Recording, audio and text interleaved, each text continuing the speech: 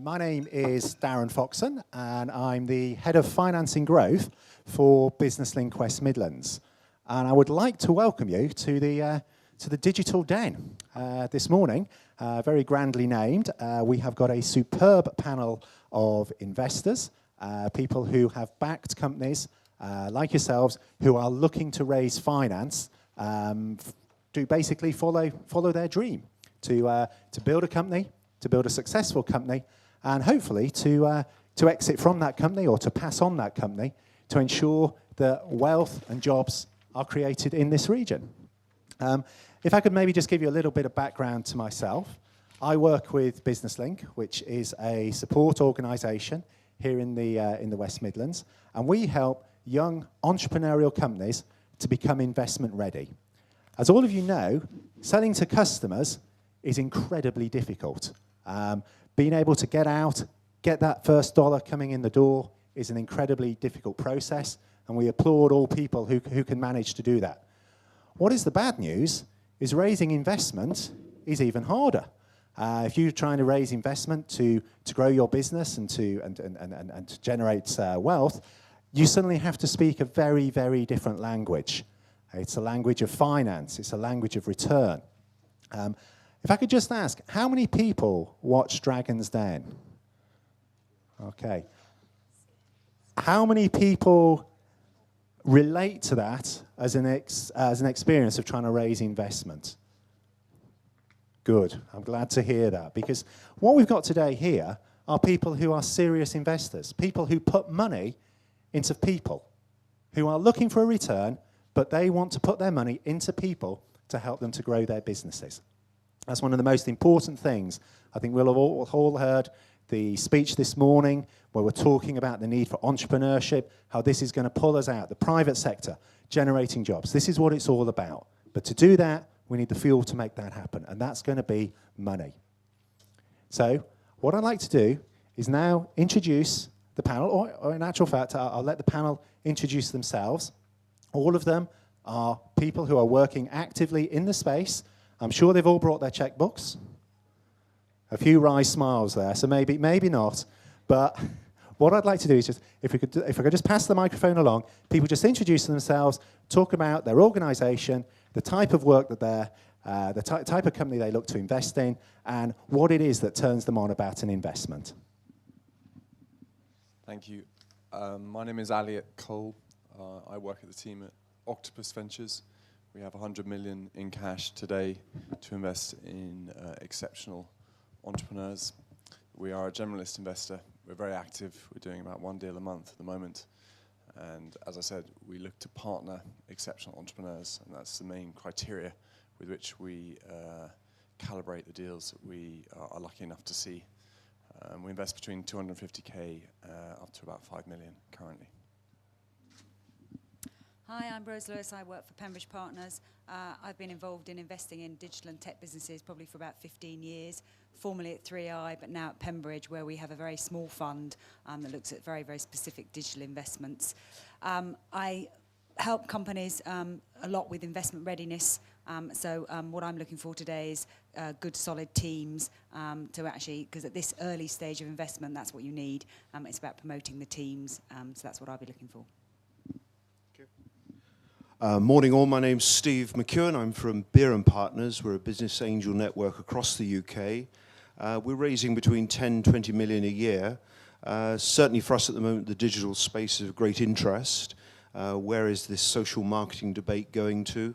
Are we back to the sort of narrow gauge, broad gauge intersections? Which technologies are really going to succeed? So we're very interested to see the presentations today and hear some of the debate, and look forward to meeting you all later. Okay? Hello, I'm Peter Kroom. I'm the phony. I don't invest in anything. I'm not an investor. I'm a non-exec director, mentor, wise owl. But I do help SMEs to get their business in shape to potentially raise money through investment companies. So don't look for me for money. Good morning. Pat Garrity, Central England Business Angels. We've done 7 deals since January. Our special area is the West Midlands area. just to give you a clue, Darren mentioned how difficult it is to raise money. I think all of us would agree we can get up to 50 business plans a month on our desk. That narrows down to only 2 to 3 that we promote. So equity readiness on your business plan is critical. The way you look as a business and a management team is critical. So when we talk to you about your presentation today, that's only the first step. You get into due diligence, it gets tougher. And I'll take just a second to say raising money will affect you, your family, your employees, your wife, your children. So you can't be faint-hearted to come onto the project. Thank you. Good luck. Hi there. Good morning. Neil Mackay from Advantage Business Angels. We're a Business Angels group. We work with something like 400 investors. And in particular, we specialize in investor syndicates. These are groups of people who work together to invest their time, their money, and their contacts in helping businesses. The money's important, of course, everyone goes for the money, but don't underestimate the value of a good investor who's got a lot of experience and a lot of really excellent contacts. Thanks a lot. Good morning, my name's Giovanni Finocchio. I'm with Midven, and we are a local venture capital company. We have 5 funds under management, of which 2 are new, totaling £26 million. We have that money to make investments in West Midlands-based companies, and so far we've made something in the region of 10 investments out of those funds and still got a lot more to make. Thank you. Good morning, everybody. Andy Tate, also from Pembridge Partners, fellow partner of Rose. I've helped directly, been in the middle of fundraisings for over £60 million for companies in the sector in the last 10 or so years. So I've got quite a good view on what it takes to be investor ready. But also I'm interested in opportunities that can really scale. I'd love to see the next $1 billion or £1 billion digital business come out of the UK. And if that could be out of the West Midlands, so much the better. Okay, I think one of the themes that will also come out today is thinking ahead. And as I watched that microphone go down the panel, I suddenly realised I didn't have a microphone in my hand. So just goes to show you've always got to be thinking ahead. And that's going to be one of the themes, I think, which will also come out from the panel, is the importance of planning for your exit. Because all of these are financial investors. They all will be looking for a return for the money that they're putting in. So at some point, there's going to have to be a conversation about how does that money come back. Okay? So what I'd like to do now is to introduce the first company who are going to be looking for investment today. Last week we had a fantastic day at the custard factory where we were lucky enough to have Pembridge Partners and one of their serial private investors talk about what they look for in a business. And that was a very valuable day. And I would encourage anybody who is looking to raise investment is to make sure that you are taking advantage of all the schemes that are out there, which can encourage you to understand what is needed when you're looking to raise investment. But without further ado, I'm going to hand over to Jude, who is going to introduce our first company, which is Digital 2.0. Now, this is a company which is within the serious games space. I don't know if anybody saw the talk from Noah Felstein yesterday. And actually, Steve McEwen, looking to get advantage against all the other investors, has very sensibly moved out into the audience. And I'd encourage any of the investor panel who are sitting here thinking, my peripheral vision is not that good, to go out into the audience. Would you like to do that? So Mr. McEwen, as BusinessLink, as honest brokers, as making sure that we're giving a level playing field to all, we've made sure our panel is now dotted out in the audience. And that's going to make me feel very lonely up here now. So without further ado, can I please hand over to Jude? Good morning, everyone. Good morning, Dragons. My name's Jude, and I founded Digital 2.0 in July 2007. So I just want to provide a little bit of context of where we are today and what we've been doing in the past 3 years, and then tell you what we want to do over the next 3 to 5 years. So I set up the company through a passion of game design. In total now I've been designing games for 9 years. So in 2007 I decided to set up the business to to try and create games which were world-changing. So how can we change our lives and change the world through fun and exciting gameplay? So over the past 3 years, just as a quick overview, we've worked with people like Shell, IBM, Houses of Parliament, various universities, schools, Future Lab. So we've worked across a range of corporate, government and education, designing games that will work internally or externally for objectives that they had to meet. Over that time, what we've recognised is, as well as creating games that were to do with training and education, mass awareness has been something that has been creeping up, and even more so over the past 18 months, while social networks like Facebook and Twitter have kind of taken the world by storm. So being in the space of games, we've been following this with great interest, working with some of our customers to see how they can use it, and then looking at ourselves and how we can use it. So that's in terms of us looking at the market and where it's going. Over the years as well, I've been building up an advisory board, which includes people like Ian Livingston from IDOS Games, Ian Baverstock from ex-CEO of Kuju Games, Bill Leao from Zing.com, which is like LinkedIn.com. Bill actually invested in us last year, so he invested a minimum capital requirement in June, which allowed us to do a rebrand and bring in the people that we needed as we started to look at how do we make the company more valuable and bring in the right people to start creating products. So basically, our ethos is everything that we do should be fun. So we make the work environment fun, we make sure everybody has fun, and we make sure our games are fun as well. So I love this quote: the opposite of play isn't work, it's depression.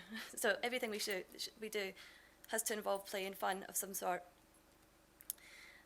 As we've been looking as well at the link between how we take games and make this real world impact, we look at various statistics and try and come up with assumptions to see, well, how can we then wrap this into what we do?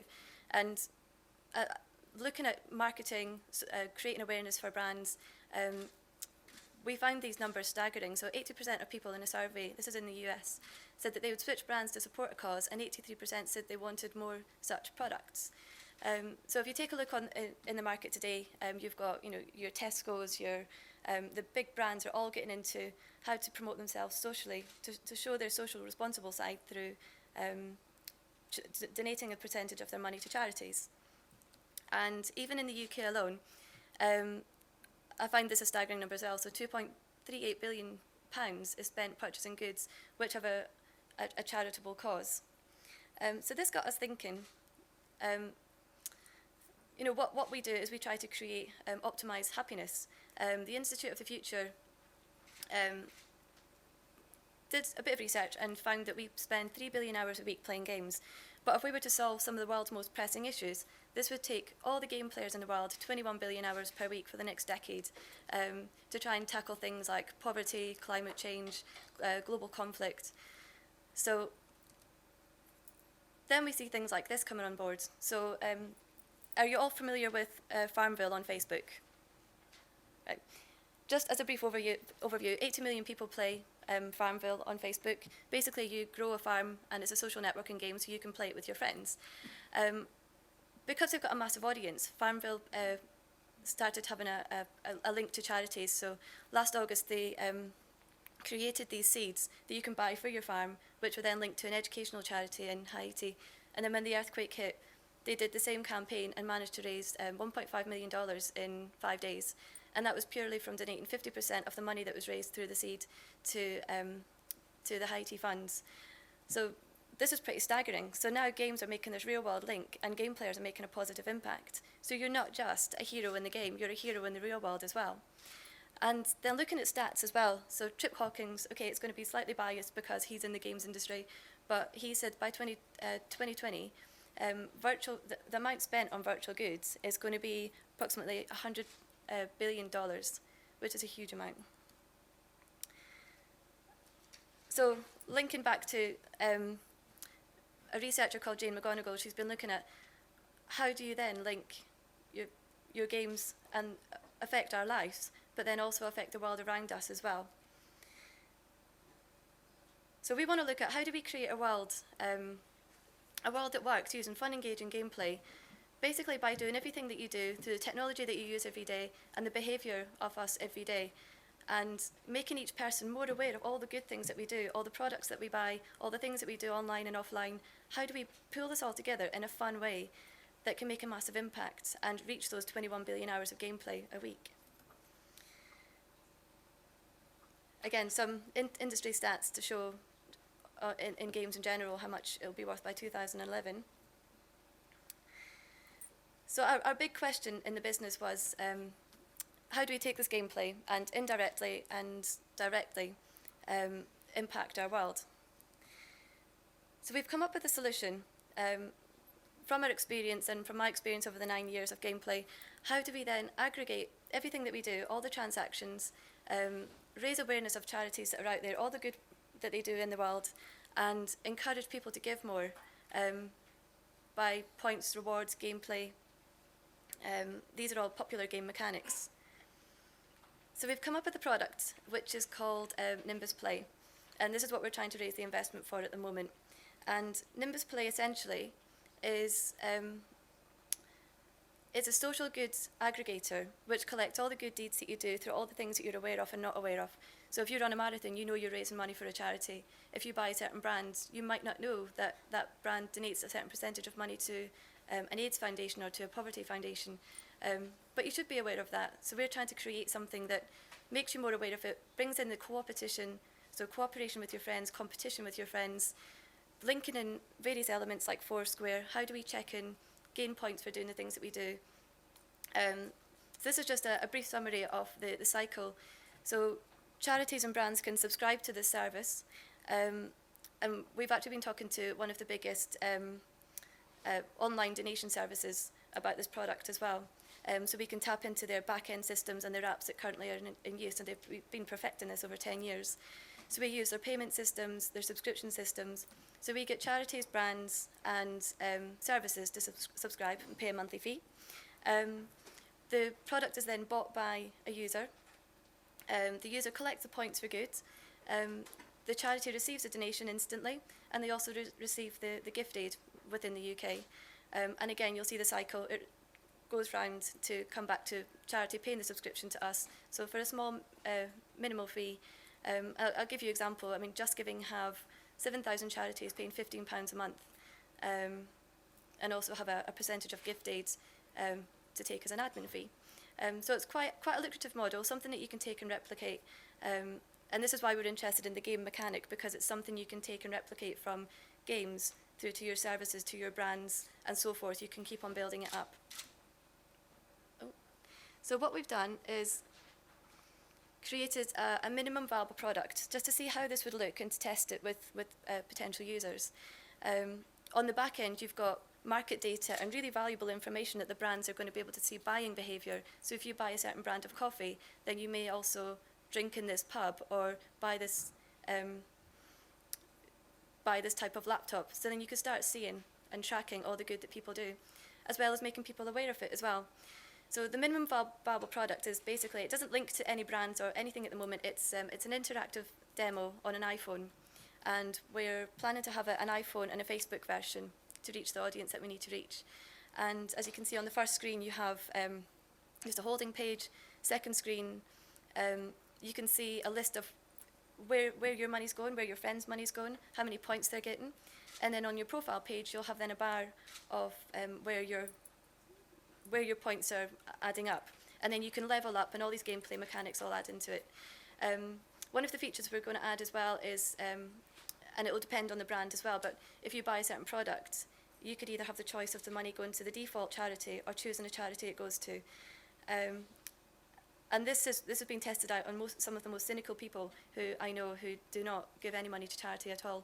And one attractive thing to them was if they've got a friend who's running in a marathon, and rather than paying 50 quid into their Just Giving account, they could actually collect all the things that they do on a daily basis, and in a few months have £50 of points worth saved up to then give to their friend. So they actually didn't have to put their hands in their pockets. They just did what they did on a daily basis. So this is our execution plan. We've got 3 phases. Phase 1, we're doing at the moment with what we can to create the minimum viable product, really solidify the business model, and create a prototype like a working prototype. Second phase would be the main bulk of development, which would take 6 months. And then phase 3 is scaling. So within a year's time, you would have a product that was up and running and working and generating a revenue. And the team that I believe can really make this happen is, well, myself as CEO. We've got Bill Liao, who's the co-founder of Zing.com. He's our non-exec and investor and business mentor. Caroline House, who's in charge of UK operations. She's got a background in entrepreneurship and has set up businesses before. Ian Baverstock has just signed up to be part of our team as a non-exec.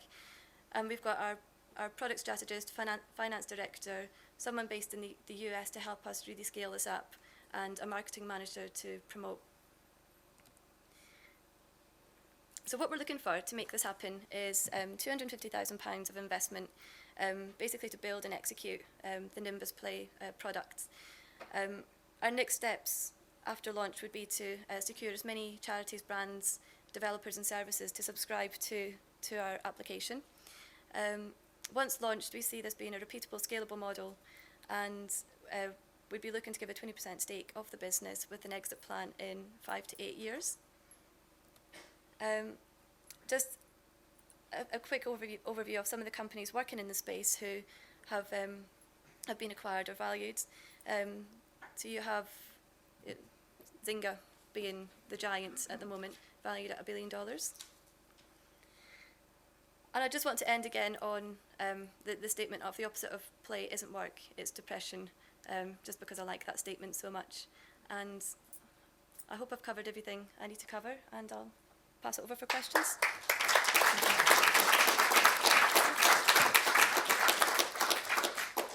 Jude, thank you very much for that presentation and for sharing your vision as to how you see things developing. So a very interesting space, massive numbers there.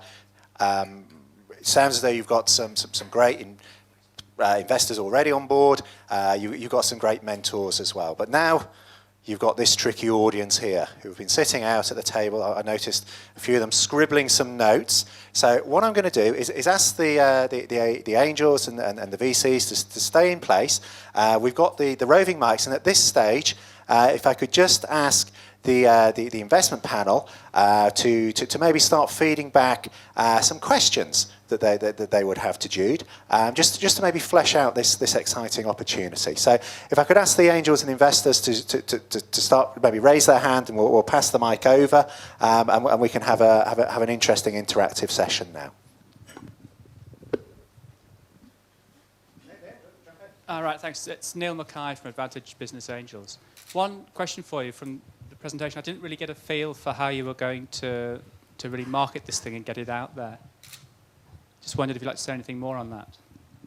Yeah, well, it would be on Facebook, and we'd have the iPhone app as well in the iTunes store, but we would partner with, well, we've got a few discussions that I can't talk about at the moment, but one partner in particular would be able to get us out to not just the number of charities that we need to get on board, but also the brands and the user base. So using that as an initial first step, and then because it's a viral tool, the more friends you have participating, the more fun it becomes, essentially, the more points you can gain. So it's the viral element will then spin it out, but having this first partner on board will give it that leap into the market. Okay, I mean, one of the things that we might be able to do is, one of the businesses we put some money into a number of years ago is a charitable search engine. It's gone on to raise further substantial amounts of money. And they've gone down a similar sort of marketing route. So I might give you a name afterwards just to have a chat with them. You might be worthwhile. Yeah, I think I know which one you mean, so yeah, exactly. Yes, I didn't hear much about the competition because, as we're aware, there are lots of small games companies out there. Obviously, many of those trying to raise investment. But again, I didn't really understand how you differed, apart from the charitable side of things, which kind of confused me a little bit because I wasn't sure on the revenue model. Could you elaborate on who you think you compete against? Well, in terms of what we're doing, there's a couple of systems out there that would be well. There's one called Causeworld, which was funded by Citigroup, But it's mainly, it's just in the US at the moment, and it's an app which you can, you gain points for certain brands, certain retailers that you have to physically go into the shop to earn points. So we were aware of that one, and also on Facebook there's the Causes app, which allows you to set up a cause and you invite your friends along. You can make donations, and there's 120 million people using this at the moment. They've set up a system where you can buy objects and give friends an object, a virtual object, and that money then links back to charity. But what nobody's doing at the moment is tying this all together. Where does that information go? So when somebody buys a Causes object and gives it to a friend, that information stops. So what we want to do is then we can work with people like Causes and Cause World and use kind of what they've built already, but pull it together so we've got this back-end information that makes it more wide-scale, more repeatable. Thanks for that. So we're already starting to dig into some issues. I've noticed down, you've got commercial conversations going on. Is there a space for a non-disclosure agreement? I notice a few people flinching over there when that type of thing's talked about. So we'll dig into that later. We're talking about the value of connections. Here's a name which is coming across. You need to talk to so-and-so. This is the thing that an investor could start giving to you. And also, what I really like from Jude, the answer there to Gio's question, when asked about competition, she didn't say there's no competition, because that is the greatest way to turn off your potential investor. Okay, so if I can take some more questions. What I wanted to explore really was your whole revenue model. Someone mentioned it earlier. I'm not quite sure what the actual revenue model is and actually how scalable the business is. So if you could talk me through that with particular reference to how you're going to achieve those revenue milestones that you might have. Sure. It's a subscription model, so charities would pay a subscription each month to be a part of it, and essentially use it as a marketing awareness tool and also a way to be able to raise more individual donations. And also, how much are you charging the charities? It would be around about £15 a month. Yep. Yeah. And then we would also charge brands and services. So if Foursquare were to use the service, they would use it as a marketing tool, and if Zynga were to come on board, they would pay a subscription, because if somebody bought the sweet potato seed, which was linked to the Haiti Fund, they would then be able to see what other objects, services and products that they can buy, which link to the same charity. So then you're cross-promoting the games across a whole wide range of different services and other products that they wouldn't have been able to cross-promote before. And if you look at where Zynga's going, for 3 weeks, a few months ago, they released actual physical products to do with their Farmville game. So they had actual real pumpkins in shops that you can buy, edible ones, not virtual ones, as a way of being able to try and expand their market. So we've been speaking to a couple of games companies to test out how this would work, and they see it as a way to be able to just open up a whole new market to the giving space. And then the sort of £15 per month for the charities, how quickly do you expect that to grow, i.e. by the end of the first year? What are your revenues? We would expect to be making about over £1 million in 1 year. And okay, I can't do the maths that quickly. How many charities would you need to sign up then? We would need about 5,000 charities. Steve, would you like to give your question? Yeah, hi. Steve McEwen from Birmingham Partners. Jude, that was a great presentation, thank you. And it's good looking at the website and just trying to get a feel for where your business is going. One thing I didn't really grasp from the presentation, though, was about your exit. How are you going to exit and pay the investors back? What plans have you got? And if it's in some years' time, what valuation do you see could be on the business in those years' time? We're hoping to grow the business into a £50 million business, and the plan would be to be acquired by a games company that isn't doing any work in the social space at the moment. We've got a couple of ideas who this could be, and some of the people that we brought into our advisory boards are working with these companies. So we're looking at just starting those discussions now to prep for the exit. Okay, you've got a valuation you're looking for now at about 1.25 pre-money, with 250,000 coming in. When it reaches 50 million turnover, what valuation do you see will be on the business then? I'm not sure, sorry. What profit would you have, for example, before tax when you're turning over 50 million? we would hope for about half of that to be profit. Yeah. That's interesting. Thank you.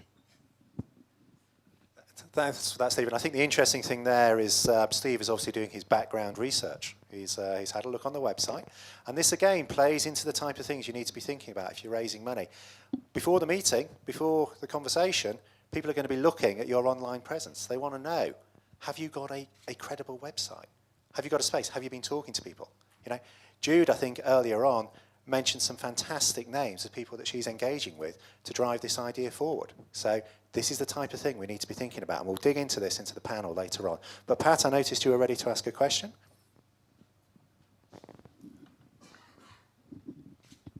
Thank you. Pat Garrity, Central England Business Angels. Jude, first of all, congratulations. Being first is difficult, and congratulations for being in that spot. You did a great job. I did do a bit of studying of your website, and I think I'm quite confused about your business proposition as a whole. The website starts out saying you are a learning, you are learning, what word do I want? You assist in learning, that your games that you do as a learning process. And I see that you've linked up with Pixel Learning in the past, a company I'm particularly familiar with. And then you move right into the charity space. I didn't think that the website, in sales we call it features and benefits. The feature is what you do, the benefit is why I want to do business with you. And I didn't think that was very clear. I thought your message was confusing. And I think it's confusing this morning. I'm still not quite sure where your focus is. So I'd like some clarity on that. And on the numbers, normally we would ask for 3 years projections, and it's been pointed out to you this morning. We'd like to see how you're ramping that, how you're gaining the hits on your site, active participation. I guess I'm not asking you as much questions as much as making statements. We kind of have a rule of thumb in the funding community. You will always reach your business plan goals somewhere about 3 years after you've expected to reach them, and that companies such as yours take longer to develop and require more money than you initially expect. So possibly you want to take a look at those numbers. I think you said 5,000 charities in a year.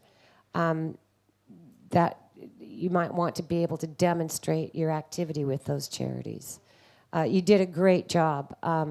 I'd like to see more thorough financial projections and a clearer statement of your business. Thank you. No, that's really helpful. One of the things we're doing at the moment in the background is changing, we're completely revamping the website. So I agree with you there. Thanks for those questions, Pat. And an observation I would make about both angel and venture capital investors, the harder questions they're asking you, the harder time they're giving you, that's actually a good point. It's a good place to be because it means they're interested. If they're just being polite and nodding their head, it's not the same thing. So you want to try and encourage those hard questions. Now, I noticed, Peter, at the back, you put your hand up, you got the microphone, so please dive in. Thank you. I'd just like to ask a question about research. This is a theory that this is going to work.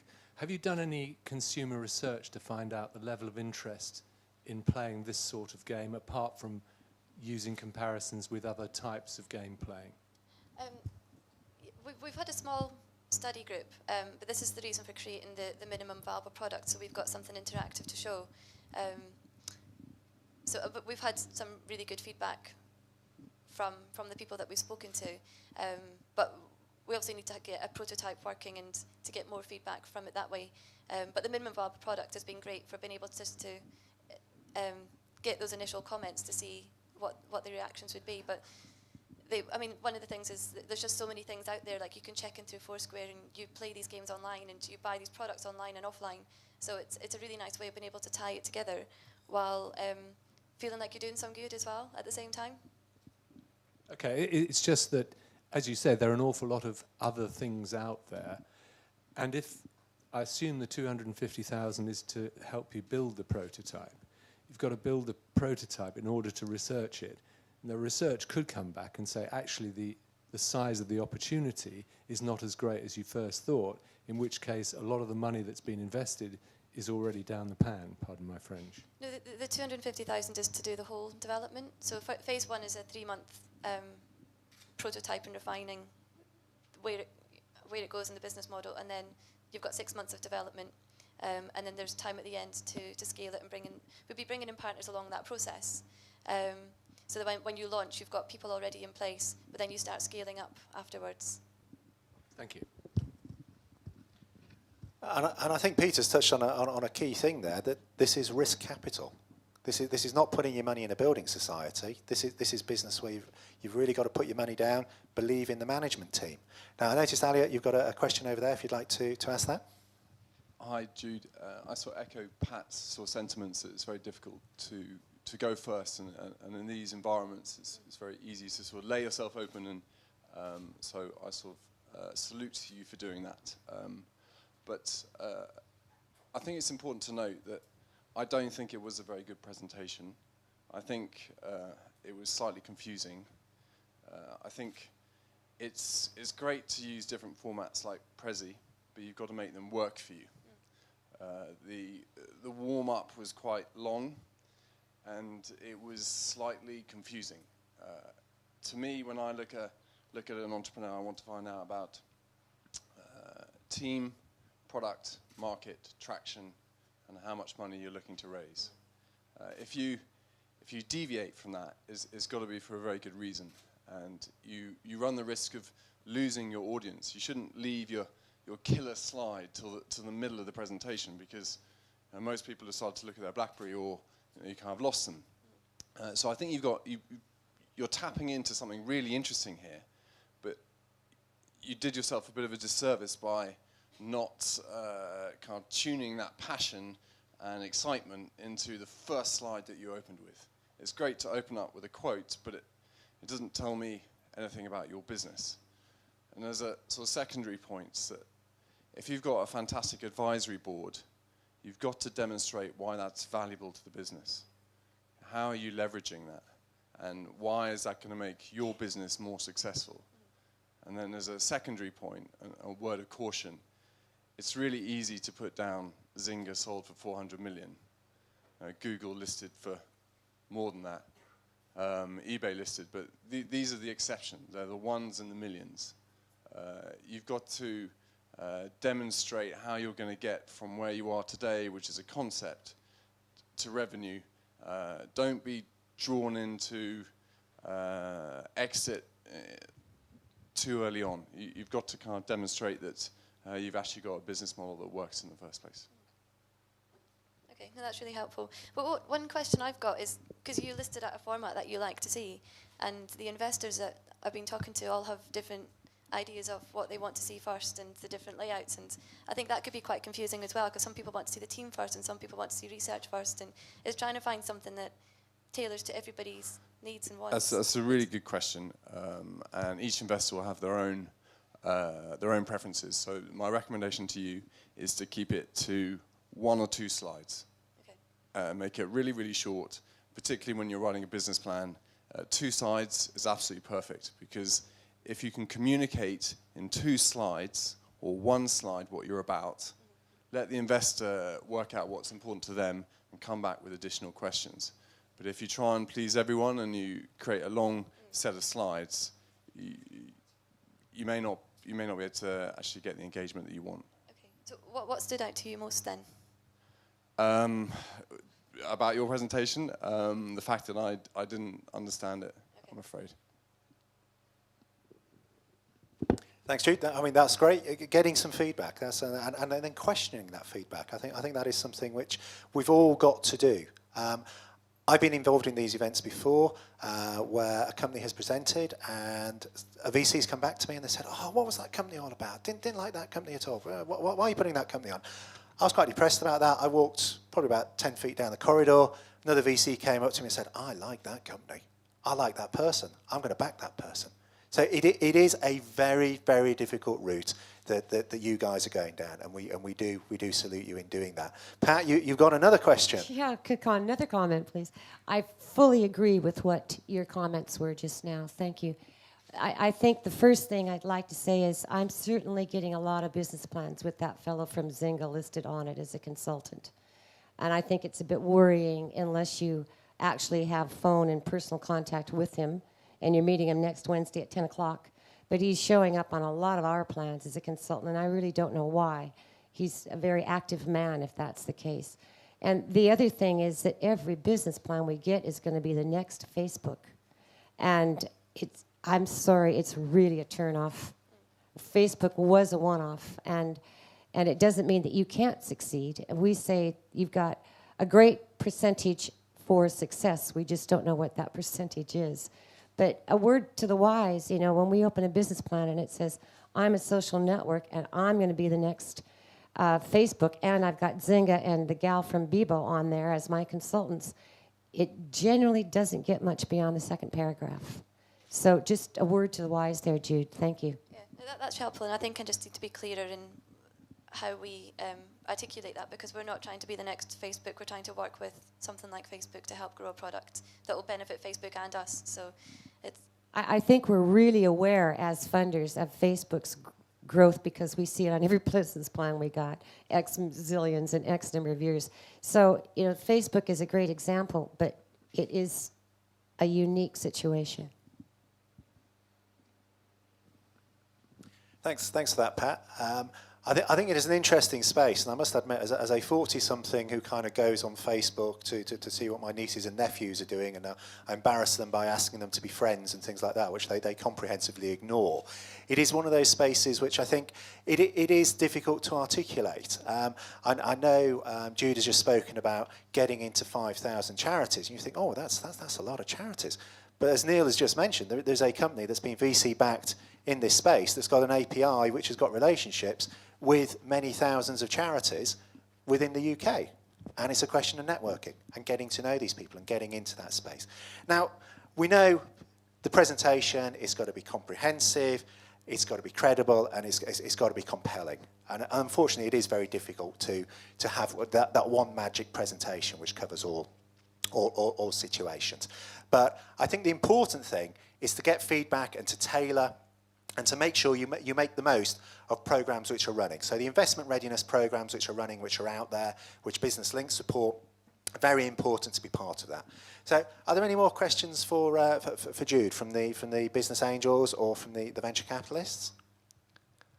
Okay, I think those are all the questions. So what I'd like to do is for all of you to give a massive round of applause to Jude. And we wish you luck with your fundraising. So thank you very much, Jude. Now we're going to move on to our second company, which is Soci Games, which again, as a 40-something, I lump at being in the same space, but I'm probably totally wrong about that. So I'm going to watch this presentation with very great interest. And is it going to be a double-headed presentation? Fantastic.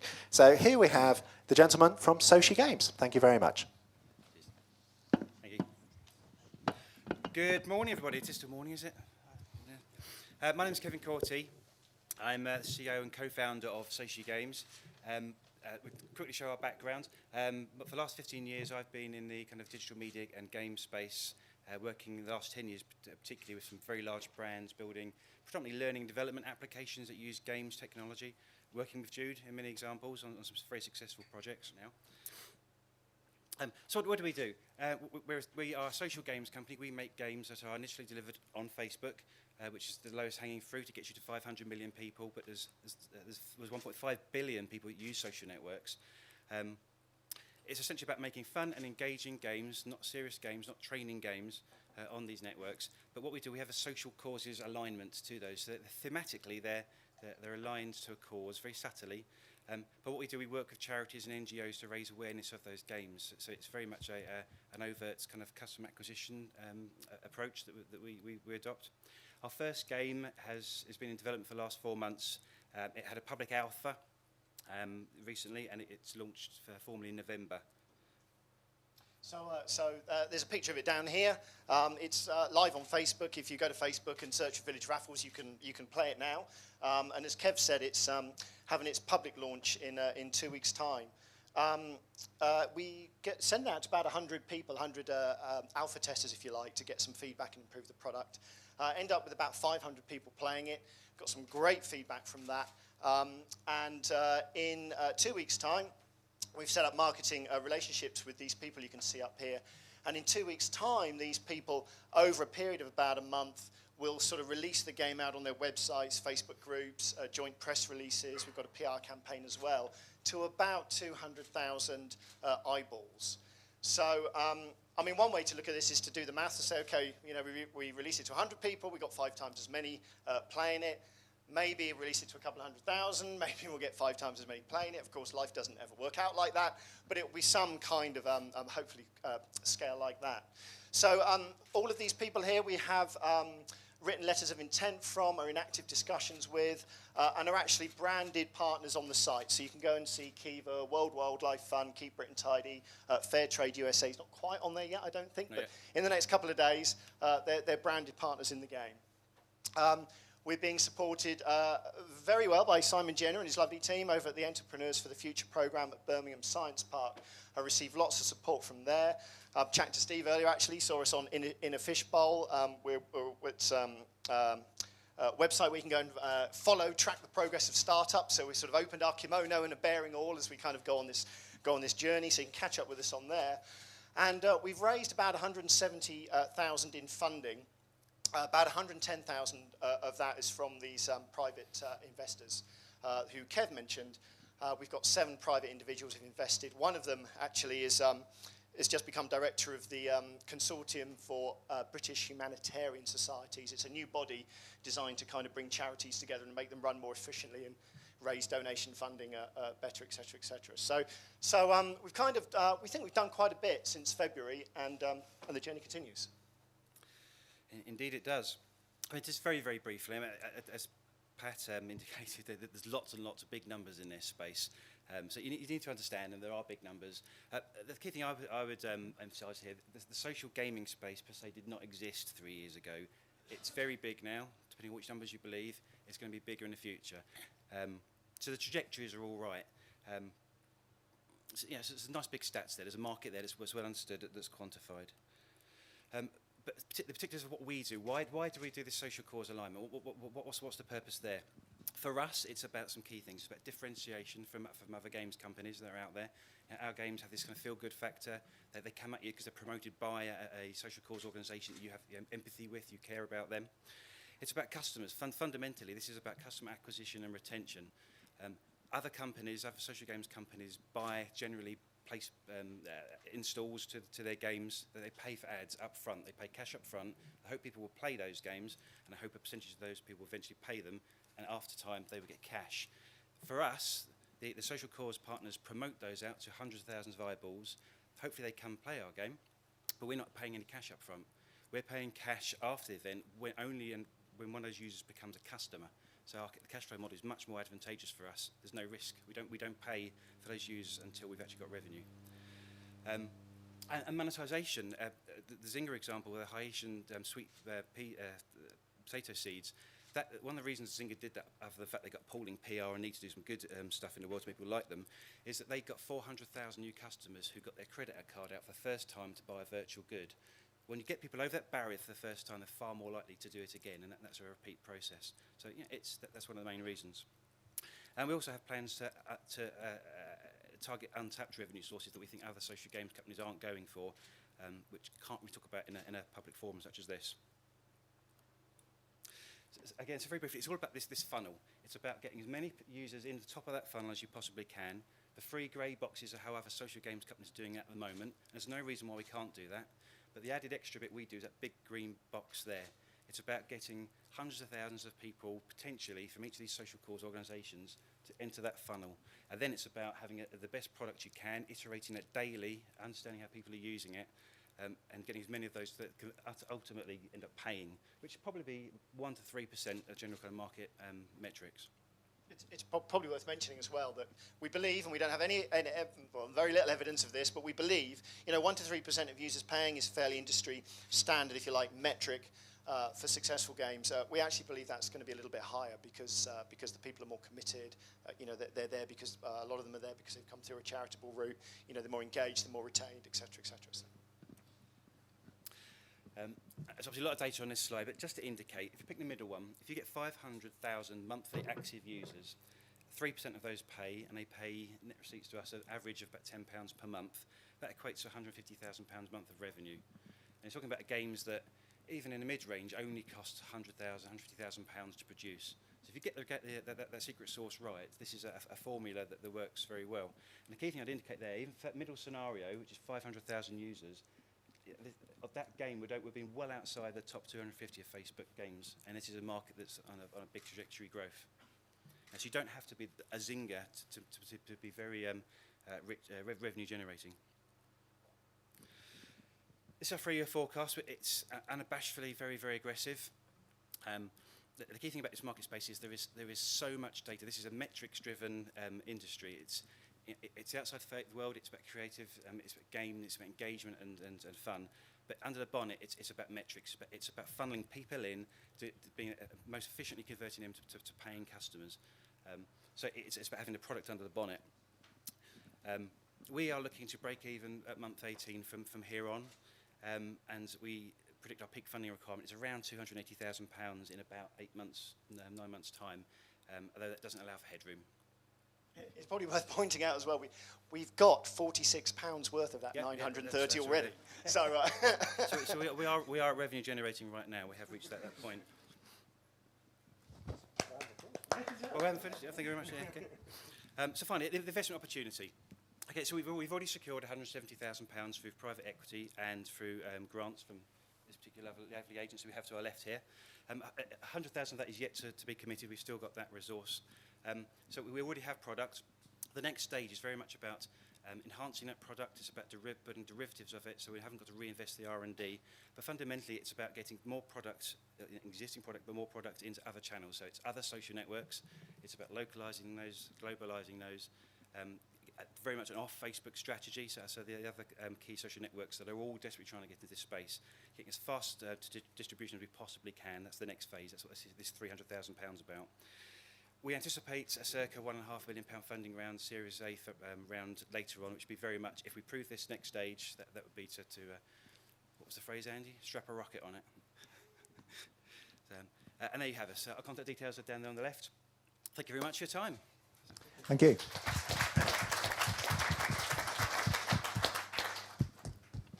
Okay, thank you very much to Kevin and Cliff for that. That was, again, a fascinating opportunity being presented with some very big numbers. But I think the things to bear in mind here, we're seeing money being raised. So there's actually money coming into the business. And we've actually been sales. Customers are actually paying for this. So that is one of the hardest things to get. So I congratulate you on that.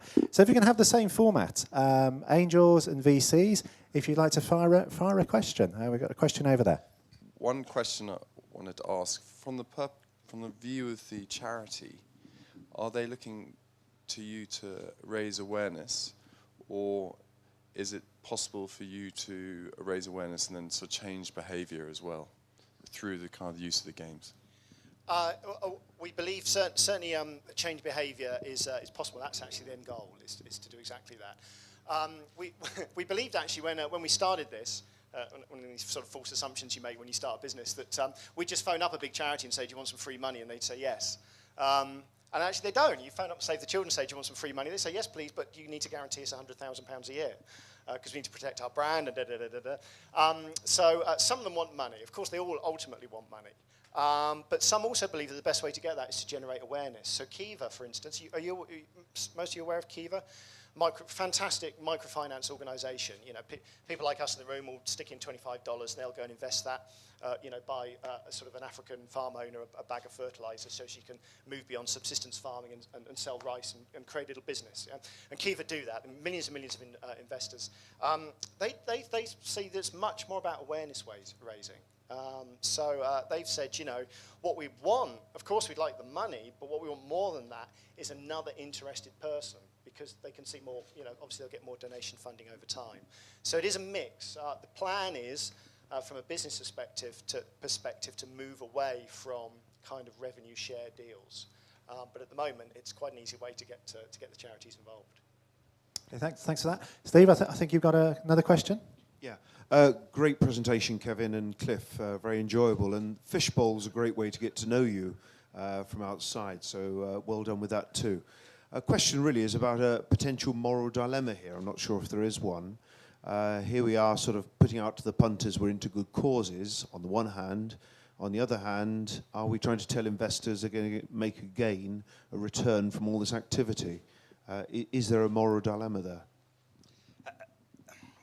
It's a very interesting area. I think it's fair to say that we're still finding our feet on how we position that and how we communicate that. Transparency is absolutely key. For us, I mean, on a simplistic level, and it definitely deserves as a big conversation here, but on a simplistic level, we could just adopt the current ministry model, which is to buy customers. We could raise a fat load of VC funding and just buy customers $1 per install and hope we monetize them at the kind of industry rates. It's a proven model, it's working.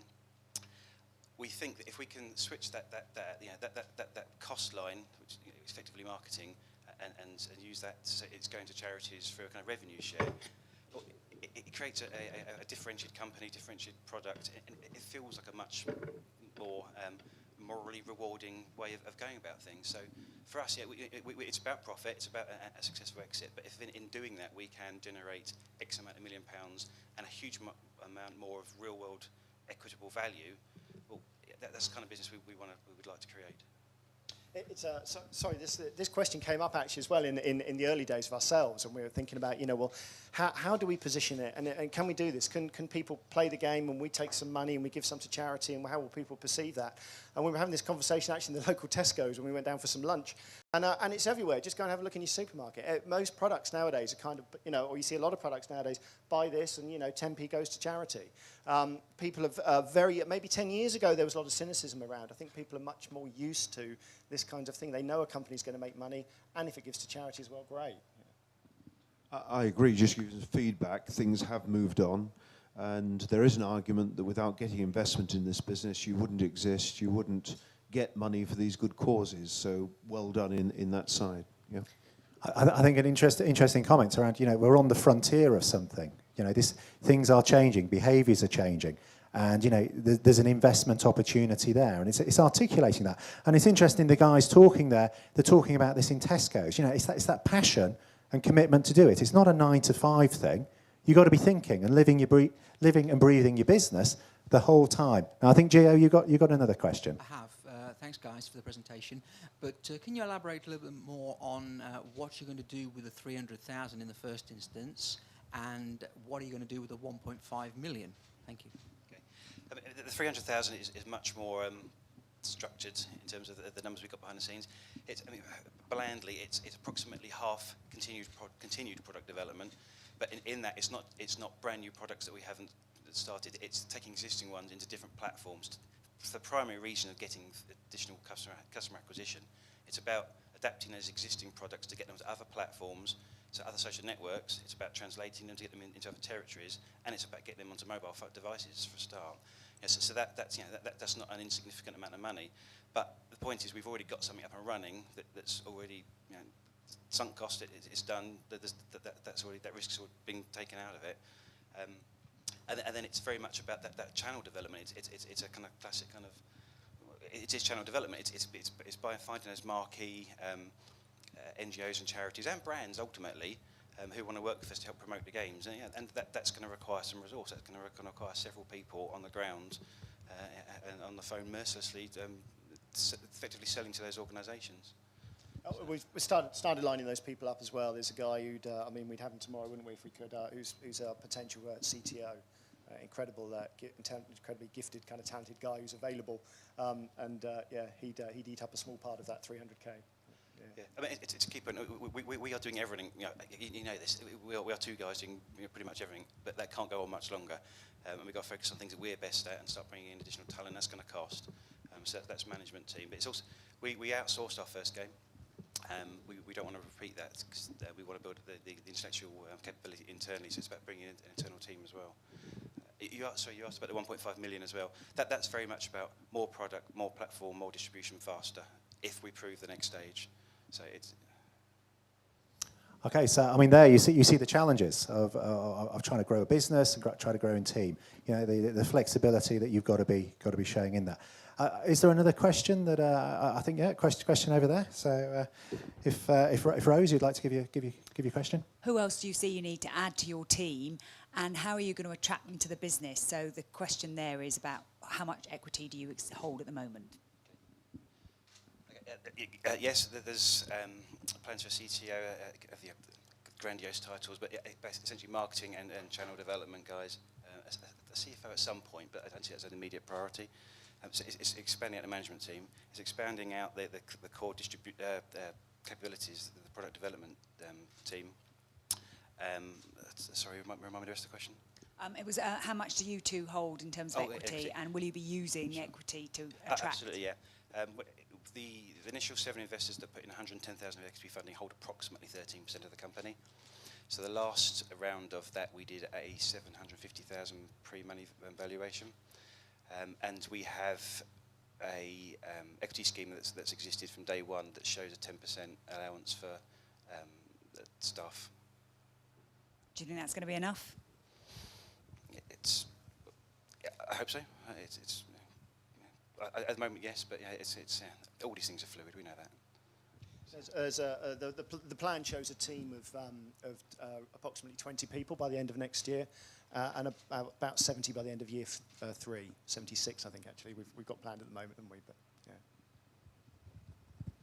I think Cliff is touching on a very important point, and he talked in the presentation about headroom. You know, he was saying, well, we expect to use so much money, but headroom, that little gap between how much you expect to use and how much you've got available, can often get a little bit squeezed. And it's a bit like when you go on holiday and you're supposed to take twice the money and half the clothes. It's a bit like this. With a business plan, it's going to take twice as long and it's going to take more money. So are there any more questions that the guys would like to ask? Okay. Can I thank Kevin and Cliff for a fantastic presentation? And can I invite the panel to come back up here, and we'll start digging into maybe some of the issues which have arisen during this presentation. Now, if you'll just indulge me, I'd like to tell you a story about the dot-com boom. Around about those heady days, I was working in the city for Price Waterhouse, and the guy who sat next to me, as people did in those days, decided that he wanted to go off and set up his own business. He basically said to me, Darren, SMS, text messaging, is growing like topsy. That is an amazing market to be in. I'm not quite sure how I'm going to make money in this market, but I want to go and build a business in there. So him and a friend from the London Business School set up their business in Richmond, the two of them, bootstrapped the business, and started to play in the SMS text messaging space. Now, their original idea was to do permissive advertising. They were going to be the people who would send you a text. You've signed up for this, and they would send you through an advert for their text. And that was their business. And they did presentations saying this market's growing like topsy. We've got an idea. This is how we think we're going to make money. And they got some traction. They got going some of the way. They built up a database of users, which was absolutely great. But it wasn't growing as quickly as they needed it to. So they had a problem. They were not going to get the growth that they anticipated. But then one day, one of their customers phoned up an advertising agency and said, hey, you know that group of people who you send those SMS brands adverts to, we need to do some pretty quick research for an FMCG company. We need, by tomorrow, to be able to answer a question for them. Is that something you could do? And the guys thought about it, and they thought, well, do you know what? We could. We got all the details. We got the demographics. We know these people. So they changed their business model. They changed from being permissive advertising to being a research panel. I think nowadays there's a term for that, which an American term of pivoting, where you move, you're exploring a marketplace which is growing very quickly, and you have to change your business model because you suddenly realise you've suddenly got this digital asset. They had an asset of a panel. And this business took off. I think if Andy's here, a rocket was strapped to them, and eventually they floated on AIM, and they made out like bandits, which was good. So the story is you've got markets which are growing very quickly. We've got fantastic entrepreneurs. We've heard from them this morning who have got ideas, and they think, yeah, we're going to get in there. We're going to make that market. We're going to grow something. We're going to grow jobs. We're going to grow wealth. And I applaud you for doing that, having the courage to do that. So once again, if we can just thank the presenters, I'd be much appreciated. And I'd also like to thank the panel, because they've been coming up with some fantastic questions. Now, what I'd like to do, we've got a little bit of time left, is maybe start to dig in a little bit more around this whole funding issue, about how do you raise finance. We've got a sense now of some of the questions which are coming out from the panel. You know, the importance of the team, the importance of the plan, the market opportunity. You know, what pain are you taking away? And what I'd like to do is open it up to the floor to maybe try and get some questions there, because I hope you've been fired with enthusiasm with the words that we've been hearing this morning. But first of all, I'd maybe like to ask a question. In these days of austerity, in these days of we see the entrepreneur as the engine to get the economy going, I'd like a view from the panel as to, you know, what active actions do they want to see from entrepreneurs to enable them to be investable. So maybe if Steve, could I ask? Oh, Andy, have you got you? Could we have some more mics up here, please? If there's any still out and about, if I can give you that one. Andy, I think you've got a view. If you want to jump in. Yeah, I think it's fairly fundamental, and we've heard some of the questions today, but it's actually validating what you're doing out there in the market, because the further you go down validating that in terms of customers, strategic partners, maybe some early investors, the more you're de-risking it for the people coming in after you. And so I think that's pretty critical. The further you go down there, probably the wider market you will have in terms of investors for you. So that's just one takeaway I think I would get to start with. Thanks for that. Steve, you want to dive in? Yeah, I think just building on what Andy was saying there, trying to open this up to the floor, it's about de-risking and seeing previous markets as they come through, as the scene you set there. I think is absolutely right, Darren, that there's an awful lot going in the social marketing space, but the big question is the old saying, you know, that the settlers, the pioneers get the arrows, the settlers get the land. At what stage does your technology, your market position really take effect? And that's something really hard, I think, for an investor to understand about de-risking, is to know whether or not your particular proposition is going to succeed, whether others going to fall away. And as Darren was saying earlier, hey, we're in the risk capital game, aren't we?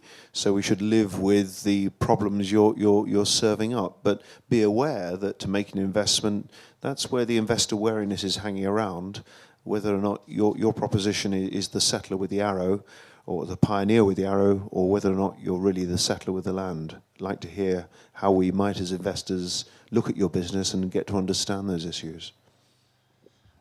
I think it's really difficult to raise money in this environment. It's always very difficult, in fact. And I meet entrepreneurs on a daily basis who are obsessing about it, to the extent that it's quite unhealthy for their business. Your primary concern as an entrepreneur is building a great business. Raising finance is a secondary concern. Look to your customers to finance your growth. It's the cheapest form of funding for you. And it's a great barometer as to whether you're building anything of value. If you can't get your customers to pay for you, don't come looking to Octopus or other VCs or other investors to pay for you, because if your customers aren't willing to pay for the product, then your investors probably should think twice about it as well. And there's a big question mark over freemium. There are exceptional examples that work, but there are millions that don't. Yeah, because I don't invest in anything, but what I do is I work with a lot of communications agencies, including digital agencies. And in that space, the difficulty is trying to differentiate yourself from your competitors. And I think one of the most important things that you have to identify is why your product is different from other people who are competing with you. And one of the other things you need to do is to have research information which backs that up. It's no good saying this is a brilliant idea if you haven't got the research evidence that says why it's a good idea. Pat, do you want to jump in? Yeah. I'm going to sound the same thing over and over again. You must realize how many business plans all of us see. Not just the equity funders, but the banks, people from Zynga who have all the requests for people to help them. And how many of you are going to be the next phone app and get a gazillion hits on that, and the next Facebook, and there's a gazillion hits on that? You need to realize that out of the 50 business plans we see, 49 of them are going to be the next Facebook game and the next phone application. And the phone apps thing is that's getting to be a nervous space. There's so many phone apps available that you're seeing some fall off the edge, and more are going to follow that path. On top of that, you've got a generational issue. Those of you in the room today that are presenting are younger than those of us that have the checkbooks, with one or two exceptions, of course. But you're trying to convince and talk to a generation that's not in your space. So you got to understand our investors, the average age of a business angel is 55, I would say. The average age runs 55 to 65, and they don't know your space. So how are you going to tell us, so you're standing in front of my investors and you've got 5 minutes to make a pitch, and you're supposed to convince them that you're the next big thing. So how are you going to do that? And there's a real style and level of communication that will be required. I think, Gio, you just want to add something to that? Yeah, I think it's all about you guys having the passion. I'm sure you have got the passion, but relaying that passion, but fundamentally, not just saying, I've got a great idea, I'm great. It's more about, do you really understand the critical success factors in order for your business to be successful? What are they? Are they critical success factors? So really analyze them. And then, how are you spending the money to tackle those critical success factors? And that's what it's about, just as well as what else has been said. Yeah. I would say just finally, from our perspective, the plans that we see and the conversations that we hear going on, I think a lot of people confuse the fact that they need some money with the fact that they need some customers. I think someone's already said about the importance of customers funding it. If you're struggling to get customers, trying to go for a load of money is probably not the way to do it. And in particular, the second part of that, I think, is about valuation. Assuming because you've started work on something that it's automatically got to be worth £1 million. It's like a magic wand. Someone starts work and immediately it's worth £1 million. It's not going to be like that. You've got to be much more realistic. If it's very early on and you haven't really established the market, investors are not going to invest at that sum of money. So I think realism in valuations is really, really important. Okay, I think some great points there from the panel, and I think Neil's point about customers is very important. That the fact that there is somebody willing to pay for your services, and I think it's interesting that often you see presentations and people say, yeah, we're talking with this blue chip company, we've opened discussions with this blue chip company, and I think the panel would be saying, well, okay, tell me your pipeline. Where are you on that? Have you got a request for quote? Or is it you're just going to go around and have a nice cup of tea, and they'll have spent a pleasant hour hearing about your business? Now, what I'd like to do now is open it up to the floor. So if anybody's got a question, could they please raise their hand? If I can take the question from Simon, if you can just shout it out. Yeah, Simon Jenner, Head of Incubation at Birmingham. Just to play devil's advocate on that one, a lot of the VCs, and obviously we've got one here, are starting to hire younger people that are in the know. So what are you guys going to be doing to be in the know rather than having to have the entrepreneurs translate it?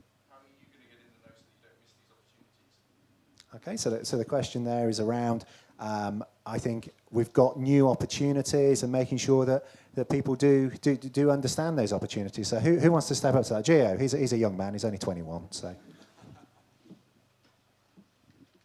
I think Midven, for example, we have lots of people younger people in our team as well. So we just turn around to them and say, "Come on, guys, are you using these games? What do you think to these games? What do your peers think to those games?" You know, we have children as well, so we'll ask our kids, "Do you like it? What do their kids think?" It's that sort of thing. Yeah, Rose, if you want to jump in. We do have our investors take these things to their children. They do have their kids play. And I think all of us do have either on our own staff or affiliates that we talk to evaluate them, so it's not quite as harsh as I made it sound. I think really we're more vulnerable on the green, lean technology issues probably than we are the digital technology issues. And I suppose I'd argue that actually all businesses are driven by fundamentals, and we're good at looking at fundamentals of a business, whether it's a digital business or another type of business, and that's what we're focused on, whether we're young or old. I think that's an excellent response from the panel, because it is, I think, as we talked earlier, it is a financial return that they're looking for. Money is going in, that money will be coming out at some point, and it's hopefully going to come out at a multiple which will put a smile on this on this panel's face. But I think the thing also to bear in mind is behind these guys, there's a whole raft of non-executive directors and advisors they use. I know, particularly, talking to Geo, there's a lot of people there. Geo runs a new fund here in town, in Birmingham, which is the Early Fund, which is backed by the European Regional Development Fund and by Advantage West Midlands. And you're actively out there looking for deal flow for companies which are going to be in these exciting spaces. So is there another question? Yeah, if I can take the question from the back.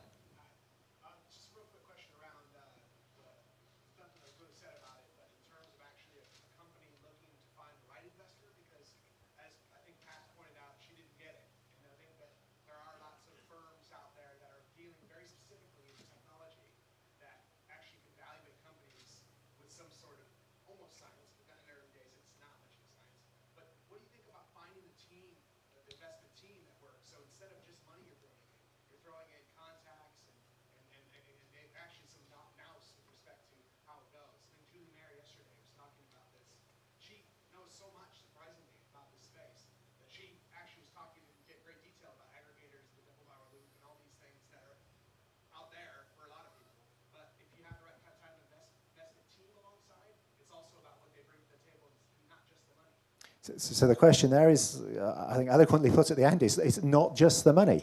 It's the other things that you can bring along as well, which maybe contacts, maybe introductions to large organisations. Selling to large corporates is difficult. So if you can make introductions, then that's a big help. But is there any responses that the team would like to make? Steve, if you want to jump in, that'd be great.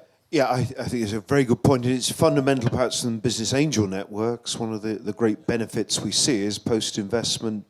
If you've got the right investment team there, they're making massive contributions more than just money. I think when Sochi were doing their presentation this morning, they spoke very openly about some of the gaps in their management team. And I'd suggest to you when you're making a presentation, don't try and cover up where the gaps are. Investors are very keen with their money to understand not just how to make the money work, but what useful role they can bring to make the business a success and get that win-win outcome achieved. So it's a big point you're referring to. Okay. Rose, you'd like to add to that? I suppose I'd just put the onus back on the entrepreneurs. It is your job to try and find an appropriate investor, and that means that you need to take this very seriously. You need to do your research. You need to think outside the box in terms of where you might get certainly that initial seed funding around. I urge you all to almost write a plan for raising the money, not just writing your business plans. Who is it you know? Who can they connect you to? When are you going to talk to them? And approach it like you would writing a business plan, because it's hard work to get money, and those that really apply the discipline will eventually succeed. That's great. Is there anybody else who'd like to add to that one? I think, if you'd like to jump in there, Ali. So I think it's very like dating, to be frank. You need to get to know the person that you're about to get into bed with. It shouldn't be framed in investor-investee. It should be framed as the dialogue as a partnership. And you're bringing something to the table, and you've got to find out what the other person is bringing to the table. And depending on your needs, that may just be money, and that may be appropriate, but that may be a wasted opportunity if you have a particular need for access to a particular set of clients or a particular marketing skill or whatever it is, but you need to define that, and you need to try and think about who can provide that to you, and if they can't, then always hold that ultimate sort of sanction of being able to walk away, because that's absolutely within your gift. Neil, I think you wanted to yes, answer I that? think just one thing on what investors bring and the technology understanding. I think I just caution you a bit about assuming that understanding the technology and the way it works is necessarily the key thing that your investor can bring. I think I'd say our experience is that the idea, the technology, whatever it is, the idea behind a successful business is probably about half what you need. The other half is the commercial skills to actually go out, sell, get the money in, manage the cash flow. I mean, managing money is still the number one reason why things don't work very well. So I wouldn't underestimate the importance of the traditional business skills and all of this as well. I think that's a very, very, very fine point. And I was talking to a company which is growing very, very quickly, venture capital-backed company, but also a private individual who'd come in, completely different industry, made their money in a distribution business. This is a technology business, but the skill that he was able to bring was to put in the financial disciplines, to understand organisational structure, to look at an org chart and say, well, why is he reporting to her? You know, that doesn't make sense. Let's get this sorted out. Skills like that, very, very valuable as you're looking to grow. Okay, is there any more questions? Yes, please. I run a London-based business called Sticky World, web startup, and I'm actually following Rose's advice on my plan, coming to Birmingham and to Manchester to see should I grow my business in the regions and move the developers out of London. I'd like to hear from the panel about what they think the positive aspects of the Birmingham investment community is and how you think you can support businesses actually properly scale and go international and exit for very large sums. I've heard quite a lot which is actually saying, entrepreneurs don't be so ambitious because we're not going to believe you. I was brought up in Birmingham, and I think that's a tendency of Brummies that we put ourselves down. And I think surely the Birmingham City is competing with Manchester as the next digital hub, has to be a bit more ambitious. An excellent question there. The Birmingham financial, or the West Midlands financial community, question around, where's the money? Is the money going in? So I shall pass that over to the panel for your comments. Is the West Midlands the area to be investing in? Are you seeing deal flow? Are you backing that deal flow? Neil, I think you're diving for the mic. I mean, I suppose the first thing I say is we don't just invest in the West Midlands. Our investors run around the country. I don't necessarily see there's any pluses or minuses to any particular part of the country. I think good business can work anywhere. The one thing I suppose I'd say in the regions is, on average for a startup, it's probably, particularly if you're not a startup that has to be somewhere geographically, it's probably a lot cheaper to start up in the regions than in somewhere down south. So you may well find you can get a bit further with a bit less money. But I don't think there's any particular issues in terms of regional funding. Is there anybody else who'd like to add to that? Because if you don't mind, I'm sorry, I'll let go on to you, Dave. I'm going to pick you up on another point. Please don't walk out the room thinking that we are, or I am, kind of criticising for people for having too much ambition. I think that's exactly what we look for. We're looking for exceptional entrepreneurs who have that ambition and that vision, but it has to be credible. You know, there's a thin line between vision and hallucination, and you've got to make sure that you're absolutely on the right side of that. If you don't mind, I'd just like to add a comment myself. As I mentioned, I'm with Business Link West Midlands, which is the support agency for SMEs here in the West Midlands. And I'd just like to make maybe a couple of observations. One, on the actual market, the creative and digital market within the region, and two, about the funding landscape and the work that's been done on that. I was involved with a film production company, which basically was based in a converted pig shed in a village called, just a village between Warwick and Birmingham. And they were doing a lot of work there, startup team, very, very, very, very entrepreneurial team. They had various challenges being out there. one of which was the fact that some of their equipment got stolen, their lighting equipment got stolen, but being a startup company, they thought, how do we get around that? And they actually did the project out in a field, so the client was a little bit surprised to see the cows and the sheep in the background of people who were being interviewed, but at the end of the day, that was how you got to work as a startup. They moved here to Birmingham. They moved into Faisley Studios, which is just over that way, just near Digbeth. There's a great creative community there. Their business has accelerated from the fact that they've been able to tap into the various people that they're seeing in this incubator. Simon here, he runs an incubator at Birmingham Aston Science Park. Superb resource, a superb way of getting businesses to be able to get a presence in this marketplace and to be able to work together and communicate. You've got the custard factory. A lot of money has gone into that into that location. If any of you were here yesterday, you'd have seen the fantastic facilities and the work that can be done there to support creative businesses. So that's all things which are happening here in Birmingham. In the West Midlands. I'd also like to touch on the financing landscape. We work very closely with companies that are looking to raise finance and for companies that are investing. And I've worked in Manchester, I've worked in London, obviously I'm working here now in the West Midlands, and the observation I would make is Advantage West Midlands has done a tremendous amount of support to put together what we term as the funding escalator, where people are able to get seed capital, first round capital, development capital, and then move on. And that's a tremendous legacy there's going to be here to support companies. So I think I would suggest the West Midlands is a fantastic region to come and work in and to put a company in, because the support is here, the money's here, the environment is here for companies to grow. I notice there's a question at the back.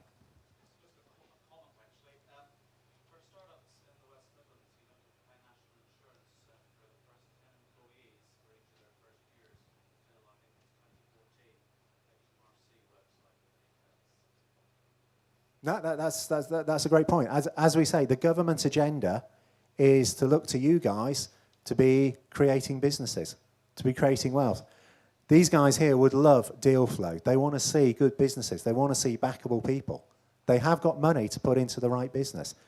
This is what it's all about. Events like this, where people have had the courage to come up, talk about their dream, talk about their ambition, and we've been able to say, okay, here's some of the questions that raises in an investor's mind. This is gold dust. This is things, as entrepreneurs, you want to be understanding and relating to, because when the time comes for you to be talking to investors, we want you to get the money. Is there another question? Just here at the front. When's the next Digital Dragon then? That's a very good question, and I'm afraid I don't know the answer to when the next Digital Den is. Sorry, could you repeat that? I think you'll have a queue of people and Right, okay, that's great. Now, this is what we want to hear. People with the courage to say, yes, I'm going to step up. There's various events that we run. We work with the University of Warwick, who do an investment readiness program.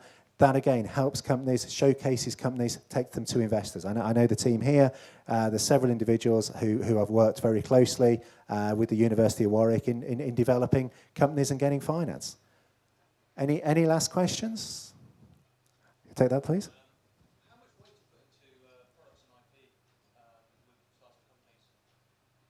Okay, so the question there is the intellectual property. I guess it's not many people have assets when you first start out. There's the dream and maybe some digital assets you're going to create. Would anybody on the team like to answer that?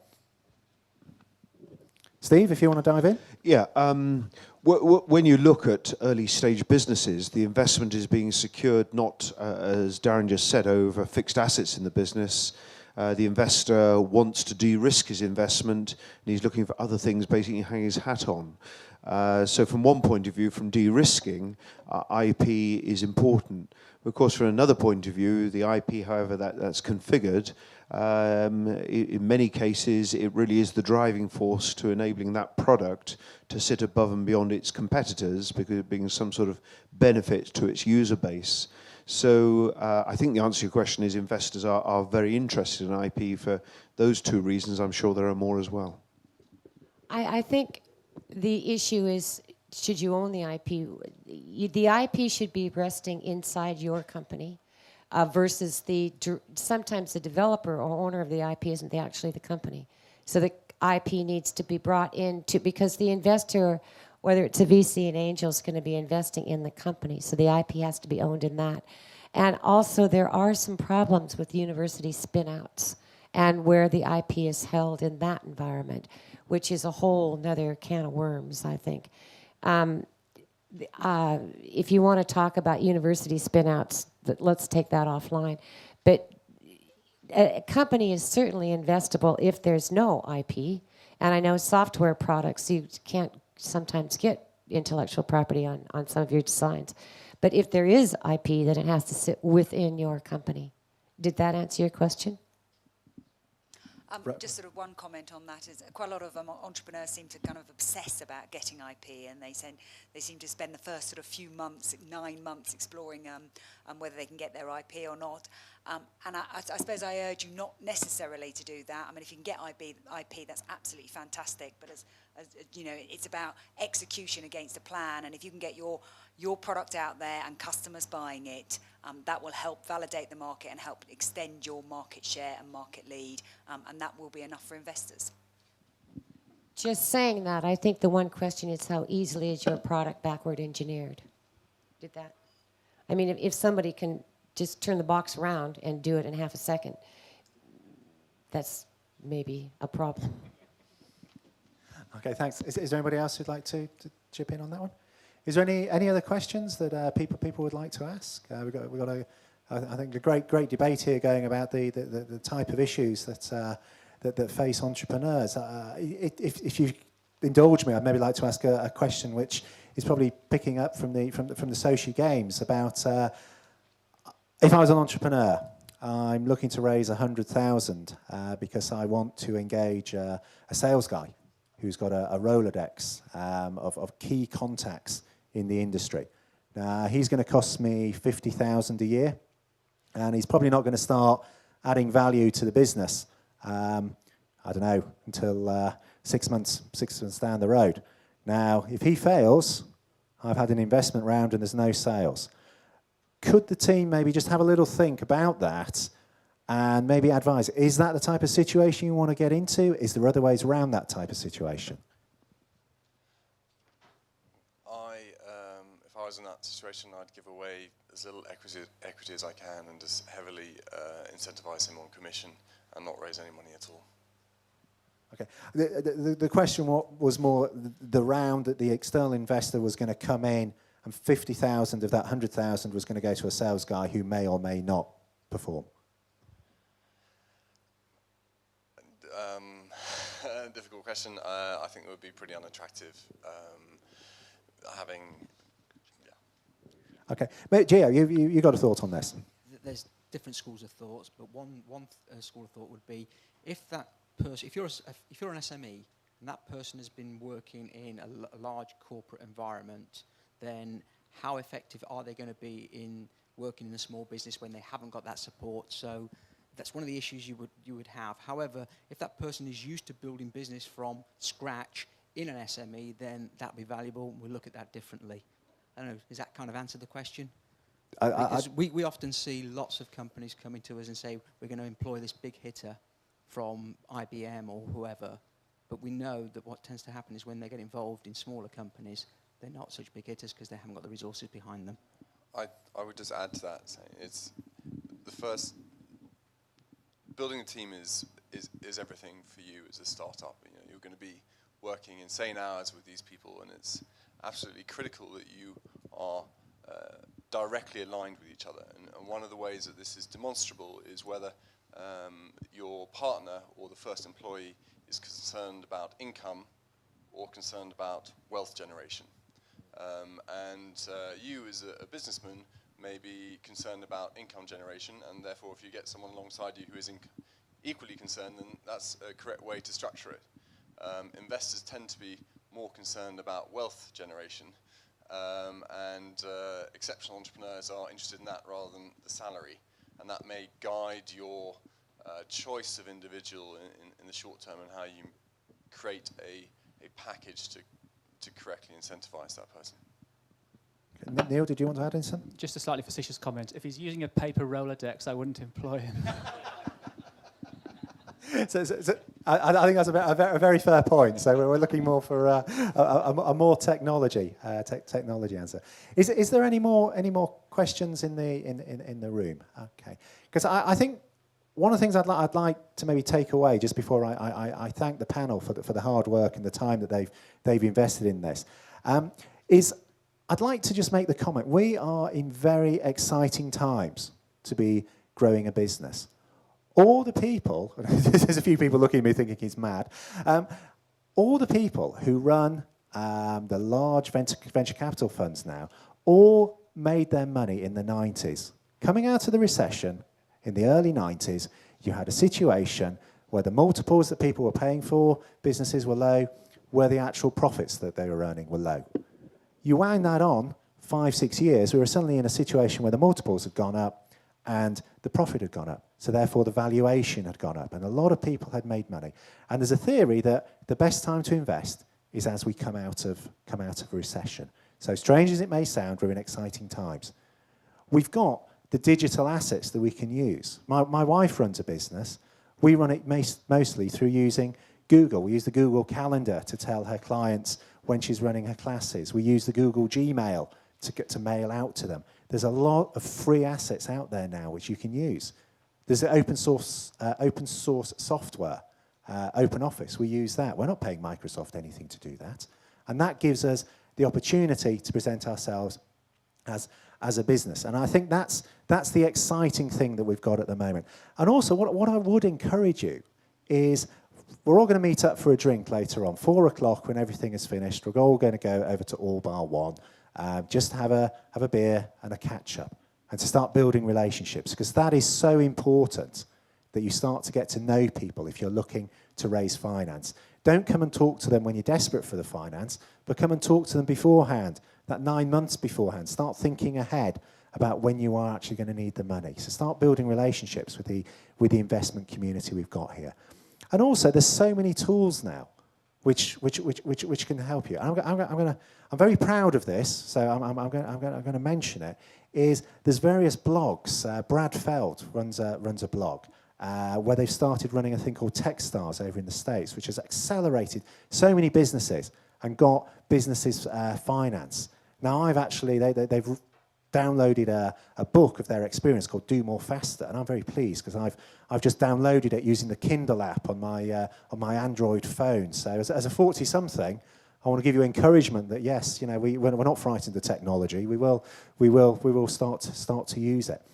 So start to use those resources. But the key thing is to start building relationships with the people you've got here on the stage. The business angels, the venture capitalists, the people who've got money and the people who've got connections, which will help you grow. So what I'd like to do is just, if you could join in me in giving a round of applause to the panel for the hard work. Okay, thank you very much. I hope you've enjoyed it.